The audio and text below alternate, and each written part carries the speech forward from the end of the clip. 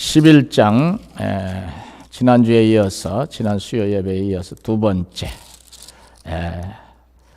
이 신명기서는요 출애굽기에 나오는 내용 또 민수기서에 나오는 내용을 반복하고 있습니다. 하나님 말씀은 중요할수록 반복으로 이렇게 우리에게 다가오는 것을 볼 수가 있어요.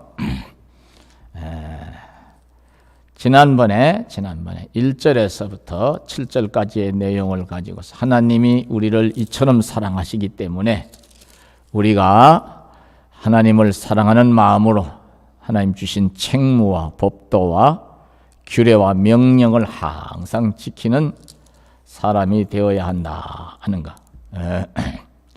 이렇게 하면은 하나님이 8절에서부터 나오는 내용에 지난번에 좀 상고했죠.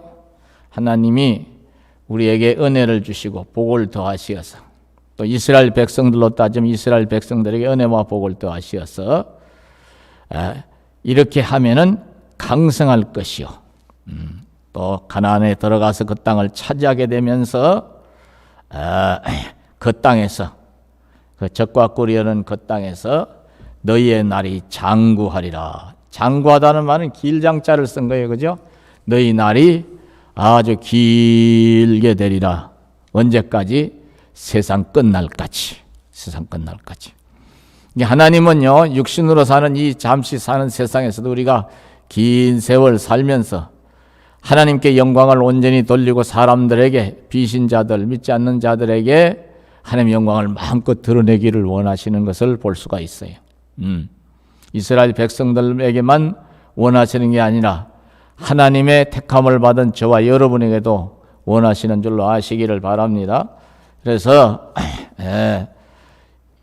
이 너희가 들어가서 차지하고 살 그 땅은 여기 10절에 보면 기가 막힌 말씀이 나오는데요. 비교가 돼서 나와요. 애국과 내가 들어가서 차지하려는 땅은 내가 나온 애굽 땅과 같지 아니하니 거기에서는 너희가 파종한 후에 발로 물대기를 채소밭에 댐과 같이 하였거니와 너희가 건너가서 차지할 땅은 산과 골짜기가 있어서 하늘에서 내리는 비를 흡수하는 땅이요.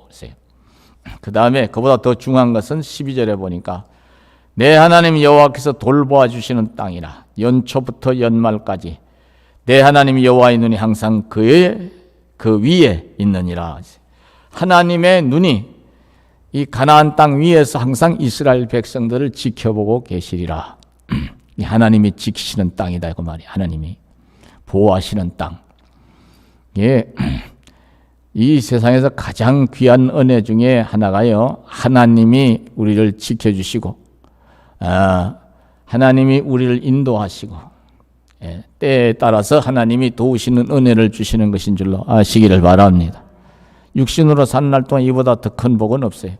세상 사람들은요, 어찌하든지 복과 평안을 누리기 위해서 여러 가지 나름대로 생각해낸 그런 이제 생각들을 행동에 옮기는 것을 볼 수 있죠. 묘를 잘 쓰면 조상의 언덕으로 후손이 잘 된다 하더라. 그래서 어느 해 한해인가 대통령 후보로 나오신 분은 자기 조상들의 묘를 고향에서 파다가 저 경기도 용인 어디 거기에다가 다시 이장도 하고 그랬어요. 또 서울의 어느 지역에 방을 얻으면은 그 지역에서는 왕이 나오는 지역이라 가더라. 그래가지고 그걸로 억지로 또 이사를 가서 방을 얻어놓고 며칠에 한 번씩 가서 지내더라도 그런 생활하는 그런 이제 현직, 지금은 이제 세상을 떠나고 안 계시지만 그 당시에 현직 지방자치단체장도 있었어요. 근데 모르니까 그런 거예요. 모르니까. 그죠? 여러분들, 우리는 풍수지리서를 우리 우대 어른들 보면요, 얘기하는 분들이 많았거든요. 지금도 그 얘기하는 분들이 있는데, 과학적인 시각으로 보면요, 풍수지리설이요, 참, 웃음이 나올 정도로, 이제, 이치에 그렇게 맞는 것이 아니다. 이치에 맞지 않는다 하는 생각이 들어요. 제 생각엔. 이거를 우리가 살고 있는 지구라고 생각을 해봐요. 여기에 이거보다 훨씬 더 큰 태양이 이렇게 있죠. 태양이 이렇게 있어요. 그럼 이 지구가 하루에 한 번은 지 몸을 이렇게 돌려요. 이렇게 자체적으로, 그죠? 이걸 자전이라고 그래요. 하루에 한 번씩 이렇게 돌리는데 태양을 향해서 바라보기 시작할 때는 아침, 정면으로 바라볼 때는 점심, 해 넘어갈 때쯤 되면 이제 서산으로 해가 넘어간다는데 사실은 태양을 정면으로 바라보다가 서서히 어떻게 하는 거예요? 등을 돌리는 찰나예요, 이게. 무슨 말 이해가셨죠? 그럼 완전히 등을 돌리면 우리가 살고 있는 이 대한민국 일대는 낮이요, 밤이요? 지금 밤이잖아요, 그죠? 밤이 된 거예요. 이게 우리가 살고 있는 땅덩어리가 가만히 있는 게 아니고 하루에 한 번씩 한 바퀴 도는데 동서남북 방위를 정해봤자, 명당으로 정해봤자 그게 고정되어 있는 게 아니잖아요. 그 다음에 이게 여기서 가만히 있는 게 아니라 태양의 주위를 365일 동안 한 바퀴 도는데 365일이 걸려. 이거를 공전이라고 그래. 그렇죠? 공전. 근데 우리 눈에는 이게 도는 게 우리 시각에, 육신의 눈에는 분별이 잘 안 되지만요, 느낌으로, 좀 예민하시면 느낌으로 알 수 있죠. 별들이 달라졌네. 우리 지구가 지금 태양의 주위를 도는데 어느 쯤 와 있는 모양이구나. 이렇게 느낌으로, 과학적인 시각을 바탕에 두고서. 근데 뭐 자청용 우백호 뭐 해봐야 무슨 소용이 있어. 근데 그렇게라도 명당 풍수지리설을 믿거나 어떤 이제 조상의 언덕을 좀 받아봐야 되겠다 할 정도로 간절한 마음, 복을 받겠다는 간절함은 그걸 뭐라고 하면 안 되지요. 다만 믿음의 대상이 틀린 거예요. 따라서 믿음의 대상은 하나님밖에는 없으니, 여러분과 제가 하나님을 어쨌든 간에 어떤 연유로 예수님을 믿었던 간에 하나님을 믿음의 대상으로 삼을 수 있게 된 것은 이 세상에서요 가장 큰 은혜를 받은 거고 가장 큰 복을 받는 자리에 와 있는 줄로 아시기 바랍니다. 그러니까 묘지를 뭐 잘못 써서 후손이 안 된다 그거 아니에요. 집터가 무슨 이제 세서 자꾸 병이 생긴다 그게 아니죠. 오늘날은 이런 소리 하는 사람도 거의 안 계시죠.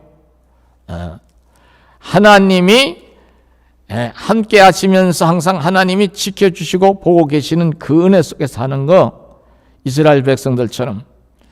이스라엘 백성은 하나님 택한 백성이잖아요. 신약적인 표현으로 하나님의 택하심을 받은 하나님의 자녀들이잖아요. 하나님의 자녀로 사는 것보다 더 안전한 삶은 없다는 거예요. 더 복된 삶은 없다. 그걸 여기서 반복해서 강조하고 있는 거예요. 그러니까 내가 들어가서 차지할 땅은 내가 나온 애굽 땅과 같지 아니하니. 근데 애굽 땅은 어떤 땅이냐면 사막이에요. 그래서요 하늘에서 91년도 같은데요, 성지순례 갔을 때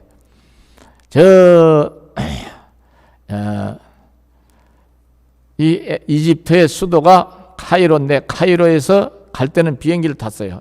국내 비행기를 탔는데 룩소르라고 그 신전, 어마어마한 신전이 있는 룩소르 신전을 가는데, 카이로에서 공중에 떠서 비행기를 타고 가는데 위에서 보니까 이집트가 내려다 보이잖아요. 전체가 가면서 이게 보이는 나일강이 있는데 나일강 양쪽으로만 조금 눈에 들어오는데 땅이 까맣고 나머지는 모래야, 모래.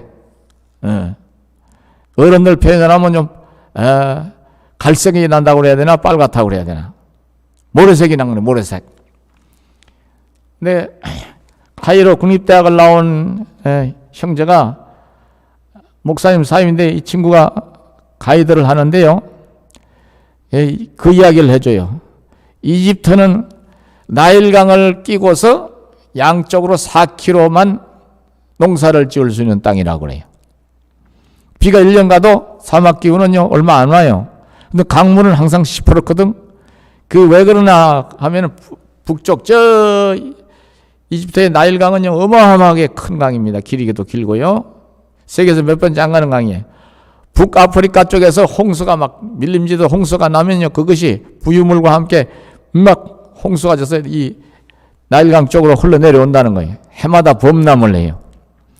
그러면 그 해마다 밀림지대에서 비가 억수로 쏟아진 비가 다 좋은 이제 거름이 될 만한 여러 가지 낙엽 썩은 거, 짐승 죽은 사체들 썩은 거, 거기다 흙까지 이런 것들이 떠내려오면서 양쪽으로 쌓이는 거야. 그럼 맨 이제 저 하류 쪽에 가서 델타라고 삼각주라 하는데 거기에 다 쌓여. 그래서 이 이집트는요, 비가 오지 않는 대신에 강물이 워낙에 넘실거리면서 흘러가니까 또 강물이 실어주는 자연산 거름 때문에 씨만 뿌려놓으면 농사가 저절로 된다는 거예요. 그때 얘기예요. 지금은 댐이 상류에 많이 만들어져서 분쟁이 많이 일어나고 있는데, 근데 뿌려만 놓으면 농약도 필요 없다고 그래요. 왜 그래요? 그랬더니 낮에는 40도가 넘어가는데 벌레가 살겠어요? 익어버리죠. 웬만한 벌레 못 살아요. 밤에는 0도까지 내려가는데 그 일교차를 건들 만한 벌레가 많지 않은가 봐요. 그러더라고요. 그래서 뿌려만 놓으면 농사가 되는데 거름이 하도 좋아가지고 자연산 거름이 농약 안 줘도 되지, 비료 안 줘도 되지. 그때 말로 20%가 남나. 이집트 전역 사람들, 구약식 표현은 애굽 전역 사람들이 다 먹고도 20%가 농산물이 남는데요. 이걸 잉여 농산물이라고 그래요. 이걸 다른 나라에다 다 팔아도 좋다는 거예요. 해만 농사가 되니까요. 근데 한 가지 이제 뭐가 문제냐면요, 이게 강물이 하나 있는데 강물이 흘러가는 데는 강둑이 이렇게 있잖아요. 그럼 강둑 넘어서 밭이 있잖아. 사람 사는 동네가 있고, 그죠? 이게 물을 강에서 길러와야 된다 이 말이에요. 농사 지려면 물동이 지고 가서 그 물동이에다 물 담아다 뿌리려고 하면, 밭에다 뿌리려면 어느 세월에 그걸 다 하겠어요. 그 넓은 땅을. 그래서 그 사람들이 개발한 게 뭐냐면 발로 이게 물레방아 돌리면은 장대 큰 장대 돌리면은요, 땀을 뻘뻘 돌리면은 물이 두레박 같은 여러 개 달린 두레박이 여러 개 달린 모양의 그 풍차처럼 생긴 물레방아처럼 생긴 거기서 물이 담아져 가지고 좀 높은 쪽으로 길로 올라가는 거예요. 그럼 더 높은 데서 더 높은 쪽으로. 기가 농사를 짓는데 농사꾼들이 무지하게 힘든 거예요. 곡식에 씨를 뿌려놓으면 농사는 되는데 물은 안 되잖아요. 물은 길러다 보여야 되잖아요. 사막 기후니까. 그걸 여기서 얘기하는 거예요. 너희가 들어가서 사는 땅은 애굽 땅과 같이 그렇게 힘들게 농사질 땅이 아니다. 농사질 필요가 없는 땅이다 이 말이에요. 발로 물대기를 채소밭에 댐과 같이 하였거니와, 발로 물대는 그 기계를 수차라고 그래요. 수차. 여러분들 혹시 저 동남아에 발로 이렇게 돌려가지고 물 길러 올리는 거 혹시 보셨는지 모르겠어요. 동남아 일대 지금도 이런 지역이 있어요. 농사 짓는 게. 저희들도 어릴 때, 저희 조그만 때요, 아주 가무는 해는요, 산골짜기에 이렇게 경사가 높은 산골짜기에 조그만 다랭이 논들은요, 물이 없으니까 물을 동해에다 짊어지고 갖다 붓기도 하고 그랬어요. 어른들이요. 뭐가 타 죽는다고.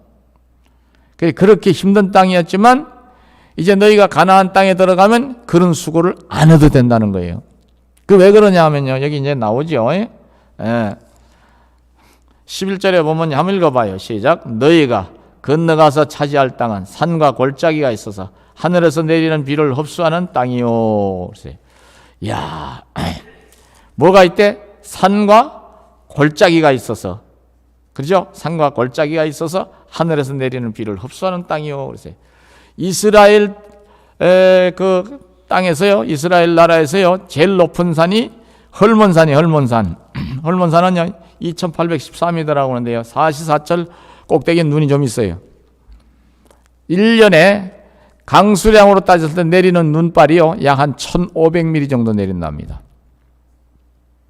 그러니까 눈이 겨울에는 막 어마어마하게 눈이 쌓이는 거예요. 그러면 이제 여름이 되면서 서서히 아주 꼭대기만 놔두고 헐몬산에 봤어요. 이스라엘에서. 거긴 하얗더라고요. 이렇게 서서히 녹으니까 그게 높은 산에서 계속 계곡을 타고 내려오면서 뭘 만들어요?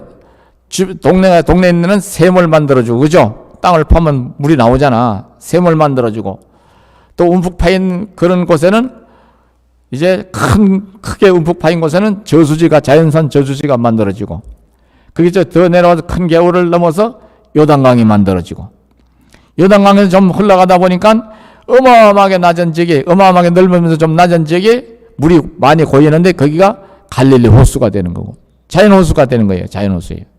거기서 이제 마지막으로 다시 강줄기를 타고 내려가다 마지막에 고이는 데가 사해예요. 사해. 거기는 더 이상 나가지를 못해, 물이. 왜 못 나가냐면요, 사해라고 하는 죽을 사자에다가 바다에 짰은 그게는 대덧이라고 그러는데, 이 바다 그 지표면 이 해수면보다 400m가 더 낮아요. 갈릴리 호수가. 그러니까 빠져나갈 수가 없잖아요. 그러니까 빠져나갈 수가 없는 데다 사시사철 우리나라에 비교하면 날씨가 더우니까 밤만 빼놓고 계속 정벌되다 보니까 소금이 만들어져서 주변에 소금이야, 소금 다. 근데 그 소금으로 또 뭘 만들어내냐 하면 화장품부터 시작해서 별의별 걸 다 만들어요. 의약품까지. 그리고 소금 밑에 있는 진흙이 또 여자분들, 남자분들 이게 피부 마사지 하는 피부병이 좋다고 그러잖아요. 그걸 화장품을 만들어 굉장히 비싸게 팔더라고요. 머드팩이라고 그래요. 머드팩. 예. 그러니까, 요런 이제 특수한, 애굽하고는 달리, 애굽은 평원지대거든요, 거의. 이런 이제 산이, 높은 산이 있고, 계곡이 있고, 골짜기가 있고, 그러면서 비가 내리니까, 적당한 비가 내리니까, 여기는 이런 비와 늦은 비가 내린다고 그랬어요. 씨만 뿌려놓고 밭 갈고 씨만 잘 뿌려놓으면 물될 걱정 없이 하나님이 때에 따라서 이른 비와 늦은 비를 주시니까 너희가 그렇게 어렵지 않게 농사 지어서 잘 먹고 편안하게 잘 살 수 있다 이 말이야. 그래서 젖과 꿀이 흐르는 땅이다. 또 꿀이 흐르는 땅이다 그러는데 이 당시에 애굽에 살던 이스라엘 백성들이 가나안 땅에 들어가 보니까 언덕백이 좀 이렇게 조금 산지 같은 데 가면 가는 데마다 자연산 벌들이 꿀을 만들어 놓은 게 수도 없이 많았다고 그래요. 지금도 네팔이나요, 부탄이 이런 데 가보면요, 부탄에 가서도 봤는데요, 처막 끝에 큰 처막, 우리로 말하면 절강 같은 곳인데, 절이면서 또 구청 같은 역할을 하는 그런 곳이에요. 근데 처막 끝에 가만히 뭐가 달렸나 하고 이상해서 보니까 벌집을 만들어 꿀을 거기다 썰어놨는데 정말로 어마어마해요. 막 수십 개가 달려 있어요. 아이고야, 저기 자연산 꿀이네. 여기는요, 골짜기 들어가도 제법 있어요, 이런 게. 그러더라고 말이야. 그 나이도 우리 대한민국처럼 그렇게 무슨 문명이 그렇게 발달한 나라는 아니에요. 비행기도 있고 다 있지만요. 그래서 사람들이 순박해요. 또 그걸 막 함부로 막 다 따고 막 이렇게 걷어내고 이러지는 않더라고요. 놔둘 건 놔두더라고. 그러니까 젖과 꿀이 흐르는 땅이 맞는 것이지요. 하나님이 이러한 이제 좋은 땅에서 편안하게 농사를 크게 힘 안 들어 농사를 잘 지으면서 하나님 또 지키시니까 안전한 가운데서 이렇게 살 수 있게 해 주는데, 너희가 하나님을 사랑하는 마음으로 너희에게 주어진 책무와 명령과 규례와 법도를 잘 지키면서 너희 후손들도 이 복을 계속 이어가기 위해서 후손들에게도 이 진리를 잘 가르치면은 끝날까지, 따라서 끝날까지 평안의 역사, 번영의 역사를 이룰 것이다. 이 말씀으로 반복을 하고 있는 거예요. 오늘 저와 여러분도 마찬가지. 때로는 좀 신앙생활 하는 게 고달프고 좀 어려움이 좀 있을지라 그래도 따라서 주여 믿습니다. 그래도 감사합니다 하고 주님을 찾는 신앙으로 떡하니 내 믿음의 자리를 잘 지키시면은요, 주님이 믿음이 있는가 없는가를 보시다가 네 믿음이 그만하면 됐다, 네 믿음이 크구나, 그때서부터 복을 주시기 시작하면 계속 주시는 줄로 믿으시기 바랍니다. 하나님이 인정하시는 신자들이 되셔야 돼. 복을 내치는 자리에 서면 안 되겠지요.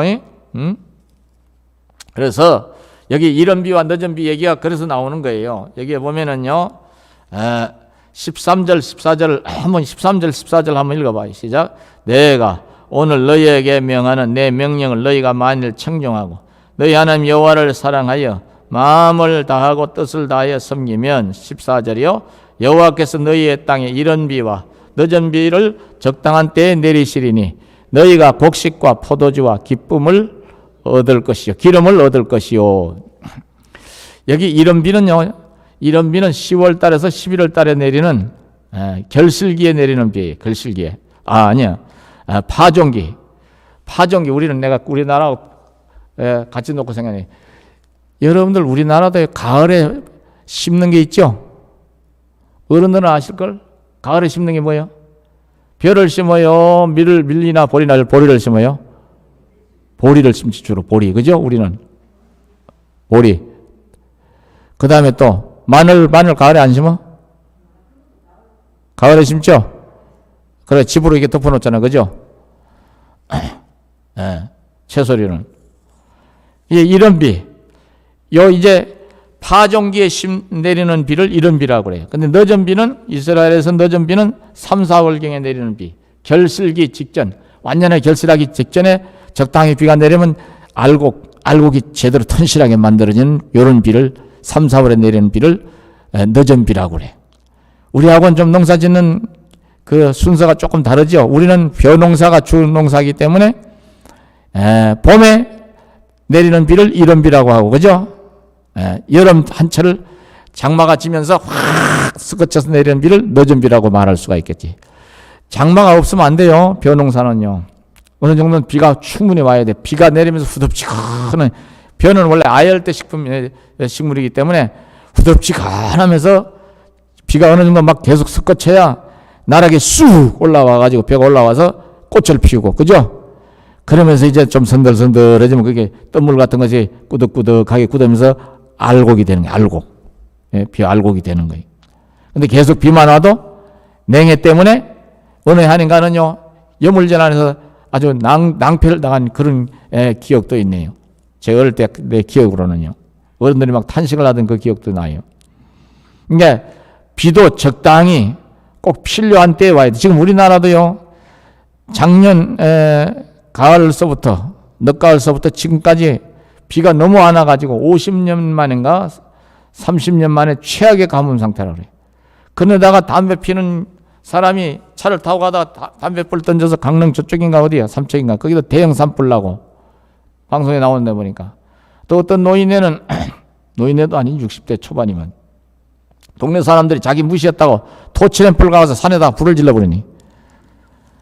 근데 그 노인, 이제 작년 나이 정도밖에 안 되는 이 양반이 정신이 조금 병이 든 분 같아요. 사람들 뉴스에 나오는 걸 보니까. 그래, 그러면 그 불을 지르는 바람에 자기 집도 태우고 남의 집도 태우고 난리도, 이런 난리가 어디 있어요. 아마 우리나라 역대 산불 중에 최고의 큰 산불이 요 며칠 상간에 일어난 산불이 지금 다 꺼졌나 모르겠어. 답답해서 기도가 저절로 나오더라고. 하나님, 좀 단비를 좀 빨리 좀 내려주세요. 아유, 이 비 좀 와야지. 큰일 났습니다. 눈도 안 왔어, 작년 겨울에. 눈도 조금 날리다 말았어요. 그죠? 올게, 제때 올게 와야 돼. 그것도 하나님 은혜요. 우리 대한민국 인간들이 너무 뺀질뺀질했나. 우리 한국교회가 기도를 제대로 안 했나. 그런 생각도 들고. 우리는 항상 우리만 생각하는 게 농사 짓는 사람들도 생각하고서 자연의 문제도 따라서 기도 제목으로 삼고 기도해야 할 때 기도해야 될 줄 아시기 바랍니다. 아직 나라 위해서 석주한 기도 아직 남아있잖아요. 여러분 내일부터 또 기도하실 때 비 오기를 위해서도 목자들이 잘 기억하고 꼭꼭 기도하시기를 바랍니다. 기도하셔야 돼요. 기도하셔야 돼요. 산에서 나는 걸로 먹고 사는 사람들, 송이버섯이라든가 또 짐승 기르는 사람들이라든가 산에다가 또 장내 기르는 사람들이든가 이런 사람들은 죽을 맛이지. 죽을 맛이요. 응? 이런 비와 늦은 비를 적당한 때 내려서 곡식과 포도주와 기름을 얻을 것이요. 또 가축을 위하여 덜에 풀이 나게 하시리니 내가 먹고 배부를 것이라. 그런데 이렇게 이제 너희들이 잘 되어져서 편안하고 좋을 때에 마귀 역사가 일어나는 거죠. 너희는 스스로 삼가라. 두렵건대 마음에 미혹하여 돌이켜 다른 신을 섬기며 다른 신들을 섬기며 그것에게 절함으로 이렇게 하나님을 덩지고 다른 신을 섬기게 되면 어떤 일이 일어나는가? 이건 우리가 같이 읽어봐야 돼. 17절 한번 읽어봐요. 시작. 여호와께서 너희에게 진노하사 하늘을 닫아 비를 내리지 아니하여 땅이 소산을 내지 않게 하심으로 너희가 여호와께서 주신 이런 아름다운 땅에서 속히 멸망할까 하노라. 하나님이 하나님을 덩지고 딴짓을 하면 하늘문을 닫으니까 뭐가 안 온대요? 비가 안 온대요. 비가. 찬송가에 이런 내용이 나오죠. 햇빛과 비를 주시니 추수할 곡식 많도다. 진짜요.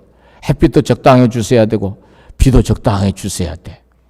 우리 기도 제목은 항상 많이 있는 거예요.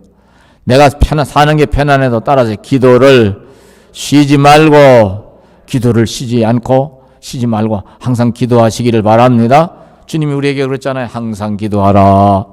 기도의 첫 번째 이유는 시험에 들지 않기 위해서. 이네들이 자꾸 시험에 들어. 이스라엘 백성들이 할랑해지면 기도부터 안 해. 기도도 안 해. 예배도 등한히 해. 구약시대는 제사도 등한히 해. 절기 지키는 것도 버겁다고 짜증을 내고. 그러면서 우상 숭배하는 사람들에게 미혹이 돼가지고 엄난하고 방탕한 짓 하니까 하나님 하늘문을 닫으니까. 엘리야 시대, 엘리야가 예언하던 시대에 아하방이 통치하던 시대에 하나님이 아하방과 그 부인부터 엄난한 짓을 하니까 우상 숭배를 하면서 하늘문을 3년 동안 닫아버리니까 이스라엘 전역이 아주 피폐해지잖아요. 피폐해져. 살 길이 없지. 살 길이 없어. 아직도요, 우리가 과학 만능 시대라고 하는데요, 비 오는 거 마음대로 우리가 마음대로 못해요. 인공강우를 뿌려가지고 비를 억지로 내리게 하는데 그거요 조금밖에 못 내려. 만족이 안 돼. 하나님 흉내를 내봤자 인간은 안 돼. 모든 거의 자연의 모든 역사도 따라서 하나님이 주셔야 되는 줄로 아시기 바랍니다. 너희가 이런 것을 잘 알고 그래서 18절에 이러므로 너희는 나의 이 말을 너희 마음과 뜻에 두고 또 그것을 너희 손목에 매어 기호로 삼고 절대로 잊어버리지 않게 해서 너희 미간에 붙여 표를 삼으며 모자를 썼을 때 이 미간 앞이마 쪽에다 말씀을 붙여서 표를 삼으며 또 이제 19절 읽어봐요. 이게 신명기서 6장에 나오는 내용이 반복되는 거예요. 19절 다 같이 시작. 또 그것을 너희 자녀에게 가르치며 집에 앉았을 때든지 길을 갈 때든지 누워 있을 때든지 일어날 때든지 이 말씀을 강론하고 또 내 집 문설주와 바깥문에 기록하라. 아이들에게도 말씀을 따라서 부지런히 가르치고 익히게 하라 이 말이야. 말씀이 축복이니까, 말씀이 기적이 되니까, 말씀이 생명의 역사니까. 할렐루야.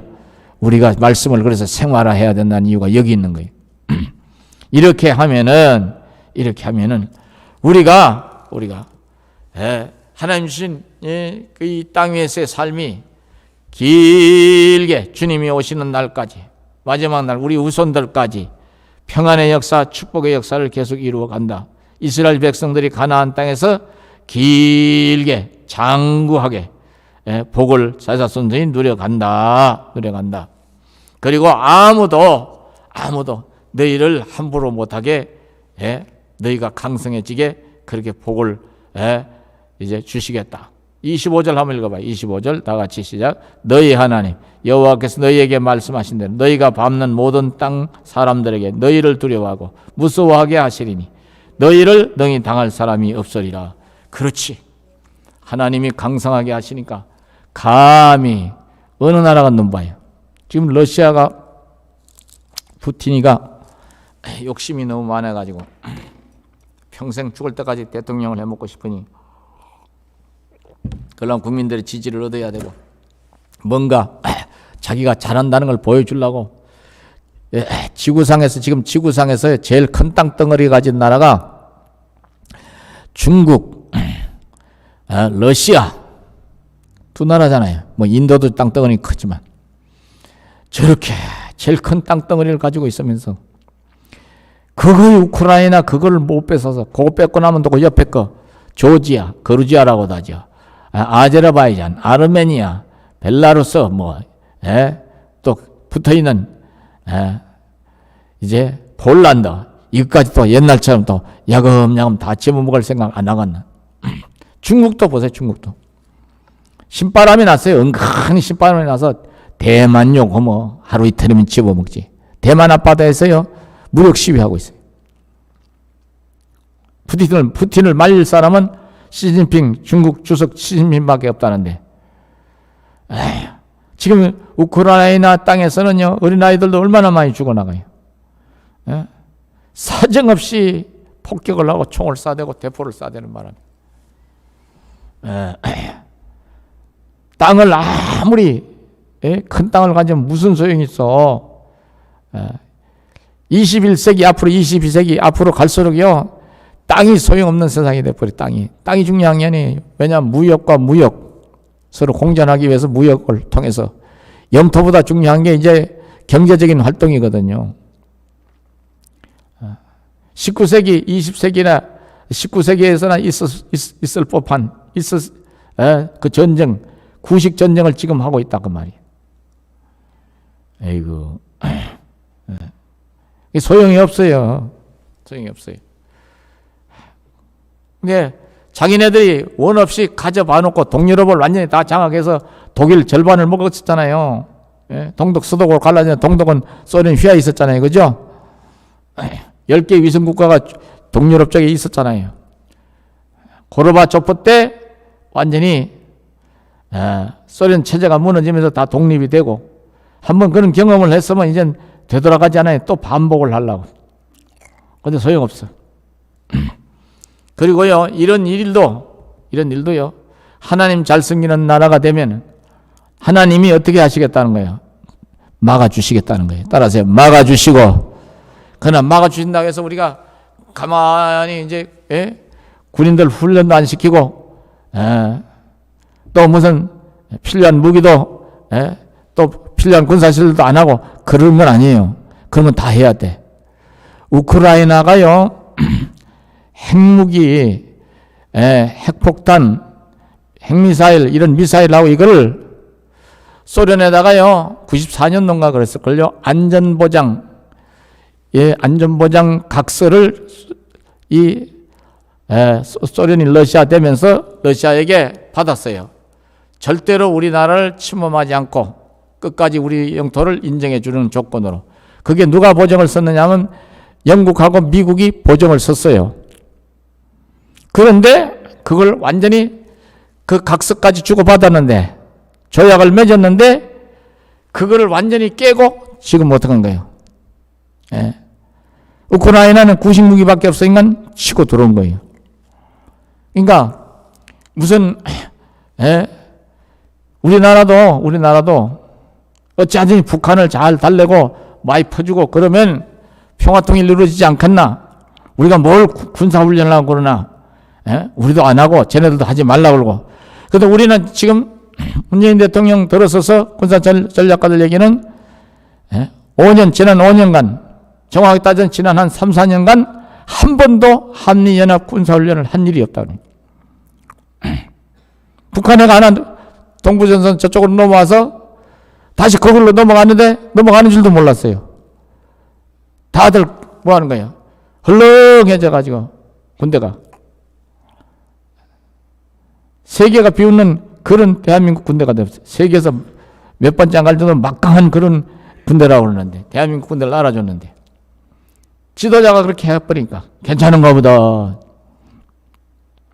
그럼 그렇게 해서 무장해제가 되고 북한한테 잘못 죽이기 시키는 대로만 하면은 전쟁 안 일어나고 평화통일도 되고 살기 좋은 세상이 되는 우크라이나 꼬라지가 나는 거예요. 그걸 지금 보여주고 있는 거예요. 우리 대한민국 정신 차리라고. 두 가지 면에서. 따라서 영적으로는 우리 한국교회가 정신 차려 기도하라고 아시기 바랍니다. 육으로는 우리는 더 어떻게 해요? 평화를 위해서 군인들을 잘 훈련시키고 군인들에 맞는 무기를 잘 장착하게 하고, 신무기도 있으면 사다가 좀 해놓고 개발도 하고 싸우기 위해서 국방력을 튼튼히 하는 게 아니고 평화롭게 살기 위해서 국방력을 튼튼하게 하는 거예요. 이해가셨어요?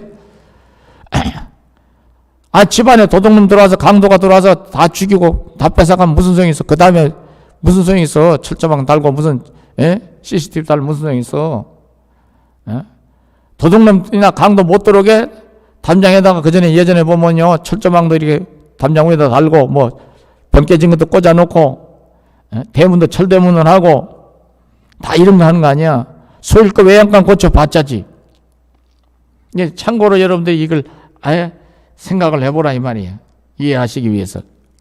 그러니까 우리가 육신으로 해야 될 것은 하는데 그러나 근본적으로는 영적으로는 하나님 기뻐하시는 인생을 살아야 따라서 완전한 평안, 완전한 평화의 역사를 이룰 수가 있다. 그 말이.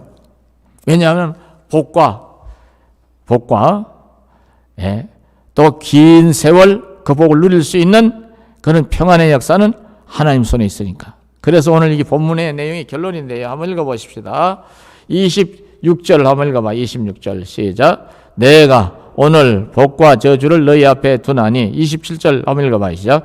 너희가 만일 내가 오늘 너희에게 명하는 너희의 하나님 여호와의 명령을 들으면 복이 될 것이요. 28절 너희가 만일 내가 오늘 너희에게 명령하는 도에서 돌이켜 떠나 너희 하나님 여호와의 명령을 듣지 아니하고 본래 알지 못하는 다른 신들을 따르면 저주를 받으리라.